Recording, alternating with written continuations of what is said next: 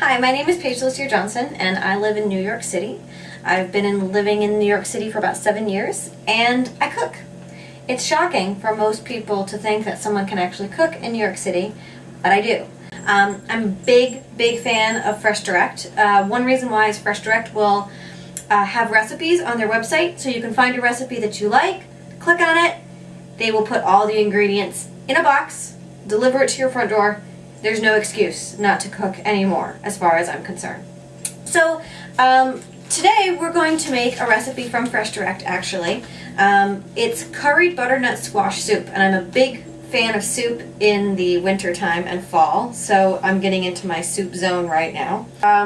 The first step is to take shallots, and we're going to cut them up and put them in a Dutch oven. Dutch oven, I didn't know what this was before. It just means a really big pot. That's all Dutch oven is. So shallots essentially are like onions. If you don't have shallots, just use an onion. So as you can tell, I'm really not an expert about cutting. You just chop them up. It's really not rocket science.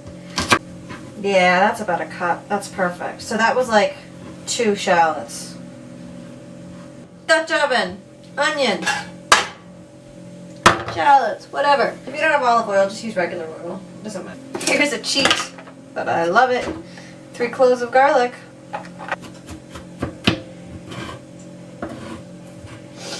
Ginger. I take the ginger. As you can see, I already took this one and I started peeling it. So I'm just going to take the ginger and I'm going to peel it. And then I'm going to cut it up. After I peel the ginger, I'm just going to take it and grate it. You can mince it, you can do whatever you want with it. I prefer to grate it because I think it's easier. Bay leaves are just for flavor. There's really no other point for bay leaves. But you should always have them in the house because just about everything, you'd be really surprised, calls for bay leaves. But you never ever eat a bay leaf. 1/2 tablespoon. 1/2 tablespoon red pepper flakes. A little bit of salt and pepper. It's colorful though. It looks really pretty. Can you see how pretty that looks? With the red pepper flakes. Okay, so here's the squash.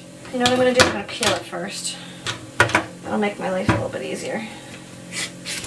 Because you need to peel it and quarter it.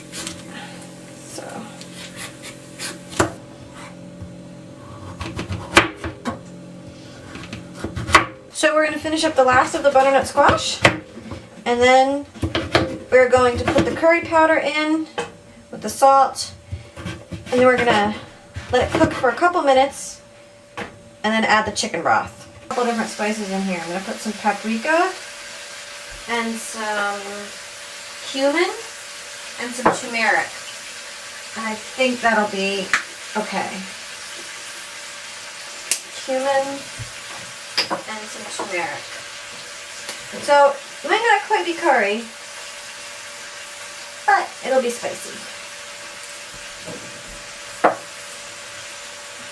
And I'm going to put a little splash of ground ginger in there too.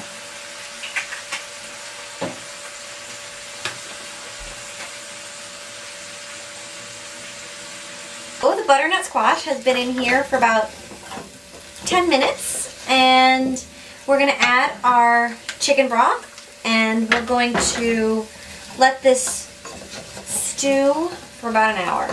And that's the whole point of soup. So it kind of takes a while up front, but then you really just have to let it go and see what happens on its own. Cover and bring to a boil, and then I'm going to lower the heat and let it simmer for an hour. Stirring occasionally every 5 minutes, okay? So that's important. And then I'm going to add the sugar, and then I'm going to add the coconut milk, and then I'm going to blend the heck out of this thing. And that's where soup gets its start, folks. Doesn't that look yummy?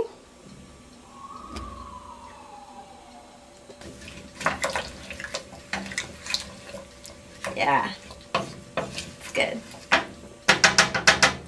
So now that the chicken broth is boiling, we're going to add our salt and pepper This calls for coarse salt, which is like kosher salt, but be very careful when you're using kosher salt because the stuff is very strong, and more pepper. You can always add more pepper later. So for now, I added the salt and pepper in here. It's boiling, and now I'm going to turn the heat down to low, and I'm going to let this sit for an hour. You can make one big thing of soup, and it can last you. You can have it for dinner one night, and for lunch one day, and dinner another night, and it's just the perfect kind of meal to have in New York because you can keep it in your fridge and just keep reheating it when you're ready. Come in every once in a while and check on this and mash it. So mash it kind of down. So eventually you're going to have to blend this whole thing. So you want to start mashing it as soon as you can. It's been about 15 minutes. So we're just going to keep doing this every 15 minutes. Eventually we'll get to a point where this is pretty much like a puree. This is around 30 minutes. You can see how it's much easier to puree at this point. Everything's kind of breaking down nicely, and eventually you can see how this is going to become a very nice, lovely puree because everything's just breaking down nicely. Is around 40 minutes. So you can see how the puree, it's even boiled down even more. I have to mash it every 15 minutes, but you can see how it keeps getting smoother and smoother and finer and finer. So the next thing is the coconut milk. We're going to take the coconut milk and we're going to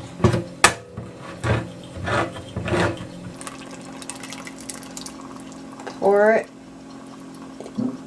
into the soup. I put some honey in there. So I've got coconut milk, honey, and the sauce. And I also added a little bit of apple cider vinegar just to give it a little bit more sweetness. So now we're going to take this and we're going to cook this up and let this blend for another 10 minutes. Here we go. Here's our beautiful, lovely, cooked, delicious soup. The next step is to remove the bay leaves and then to puree this with a blender or one of those Cuisinart things if you have one. I don't. I'm going to use a blender. Yum, yum, yum, yum, yum, yum, yum, yum, yum. Dinner is served.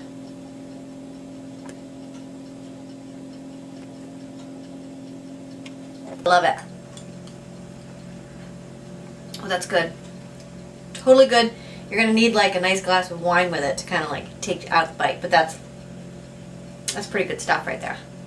So thank you so much for watching my cooking show and trying out some soup with us. Soup is really easy to make, it's really fun to make, and the best part about it is that it can last a really long time. So when you're in New York and you're trying to stretch your dollar, the best thing you can do is make a soup and experiment. If you don't have the right ingredients, don't worry about it, figure something out. It's awesome, it's delicious, and it's going to last you a bunch of meals, which will save you money. So come on, New York, start cooking. We can do this.